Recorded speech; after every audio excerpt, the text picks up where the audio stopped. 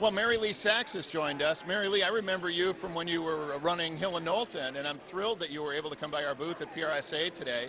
And you're speaking about your new book, The Changing MO of the CMO. Tell me a little bit about the observations in preparing for the book and whether it's even evolved since then about how the CMO has to be able to do PR and vice versa. I think it's rapidly evolving. So I got the idea really from some CMOs that raised the question about where PR should sit in an organization.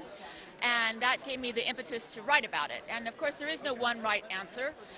Every organization is different depending on what kind of business they're in, their industry sector, the size of their business, and a whole host of different issues and actions. But really, it was looking at how CMOs are structuring for the future. The CMOs that I interviewed for the book have actually largely come from the communications ranks. Right. So they have a very different take on how communications really folds over with marketing. People like John Awada. John Awada and Beth Comstock at GE. Right. So I had 10 featured in the book, and then I also included some other information, research, and other pieces of quotes and whatever.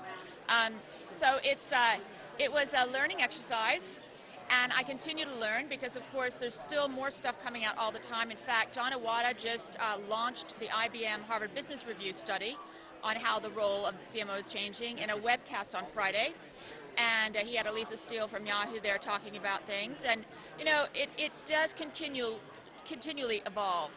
And actually, it's not just about reputation and brand getting closer together, but it's about how the CMO is having to work more closely with their CCO colleagues, their CFO colleagues, and their CIO colleagues.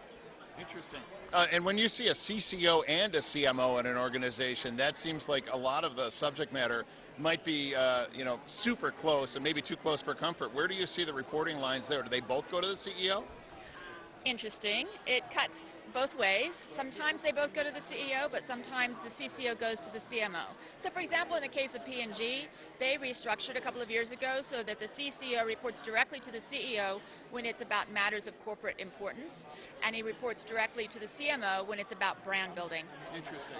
And we're probably going to have some viewers here who are immediately going to ask what the CCO and CMO are, and so we'll link to alphabet soup from this blog post. Anyway, it was great to see you. Thank you for coming by. Thank you.